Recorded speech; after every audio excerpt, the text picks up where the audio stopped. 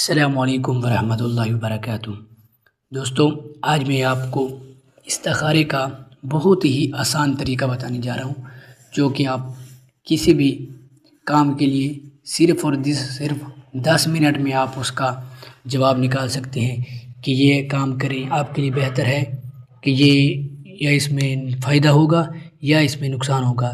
یہ چیک کرنے کے لیے کیا کریں؟ دوستو، سب سے پہلے آپ نے 2 رکعت نماز نفل پڑھنی ہے، ٹھیک ہے؟ 2 رکعت نماز نفل پڑھ کر، ٹھیک ہے، 1 مرتبہ سورۃ الفاتحہ پڑھنی ہے۔ 1 مرتبہ سورۃ الفاتحہ پڑھنے کے بعد 3 مرتبہ سورۃ الاخلاص قل هو اللہ احد پڑھنی ہے۔ ان نفل کا اور اس کلام کا جو ثواب ہے وہ اپنے مصطفیٰ کریم صلی اللہ تعالی علیہ وآلہ وصحابہ وبارک وسلم کی بارگاہ میں پیش کرنا ہے۔ اس کے بعد آپ نے دوستو کیا کرنا ہے؟ اس کے بعد آپ نے کسی سے بات نہیں کرنی، ٹھیک ہے؟ اور دل میں آپ نے اپنے مقصد کا تصور کرنا ہے کہ مالک و مولا میں اس لڑکی سے شادی کر رہا ہوں، یا کوئی بھی کام ہے، جیسے آپ کوئی کاروبار سٹارٹ کرتے ہیں یا کوئی بھی کام شروع کرتے ہیں، تو آپ نے اس کا وہ ذہن میں رکھنا ہے کہ مالک مجھے اس میں یہ خیر عطا فرما، ٹھیک ہے؟ پھر آپ نے دعا کرنی ہے، مالک مولا میں یہ استخارہ کر رہا ہوں فلاں کام کے لیے، تو مجھے اس میں برکت عطا فرما، اگر مجھے خیر ہے تو خیر عطا فرما، فائدہ ہے تو فائدہ عطا فرما، اگر نقصان ہے تو مالک مجھے نقصان عطا فرما، ٹھیک ہے؟ تو اس کو آپ نے مصطفیٰ کریم کی بارگاہ میں پیش کر کے دعا کر دینی ہے، ٹھیک ہے؟ اس کے بعد آپ نے کیا کرنا ہے؟ اس کے بعد آپ نے 14 پرچیاں بنانی ہے۔ کتنی؟ 14۔ 7 پرچیوں پر لکھنا ہے آپ نے، ایک پرچی پر لکھنا ہے آپ نے فَمَن يَعْمَلْ مِثْقَالَ ذَرَّةٍ خَيْرًا يَرَهُ، ٹھیک ہے؟ یہ خیر والی ہوگی کہ یہ اس میں فائدے والی ہیں۔ یہ 7 پرچیاں اوپر لکھنا ہے 786، اور نیچے یہ آیت لکھنی ہے، مطلب کہ اس پر اعراب کو نہیں لگانے، آپ نے ایسے فَمَن يَعْمَلْ مِثْقَالَ ذَرَّةٍ خَيْرًا يَرَهُ، جیسے ہم اردو لکھتے ہیں نا سمپل، آپ نے اردو لکھ دینی ہے، ٹھیک ہے؟ اس کو لکھنے کے بعد اوپر 786 اسی پرچی پر ایسی 7 پرچیاں ہونی چاہیے برابر، ٹھیک ہے؟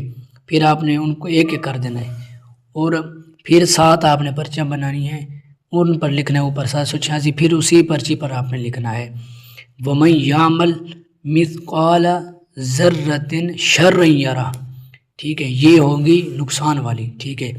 آپ نے یہ 14 پرچیاں بنا لینی ہے، ٹھیک ہے؟ آپ نے ان 14 پرچیوں کو مکس کر دینا ہے، مکس کر کے آپ نے ان کو مکس کر کے نا، ٹھیک ہے؟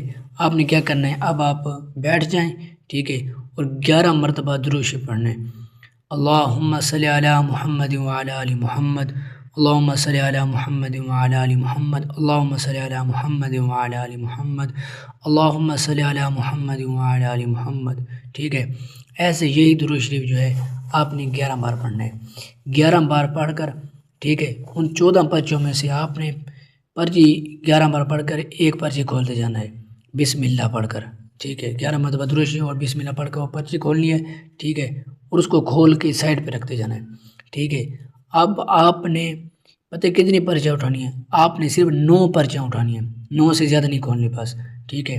9 پرچیاں اٹھانی ہے، اس کو 11 بار درود شریف پڑھ کر ہر پرچی پر بسم اللہ الرحمن الرحیم پڑھ کر کھولتے جائیں، ٹھیک ہے؟ ایسے ہر پرچی پر 11 مرتبہ درود شریف پڑھتے جائیں اور ہر ایک پرچی کو کھولتے جائیں، ہر مرتبہ 11 مرتبہ درود شریف پڑھتے جائیں اور کھولتے جائیں۔ اس طرح آپ نے صرف 9 پرچیاں کھولنی ہیں۔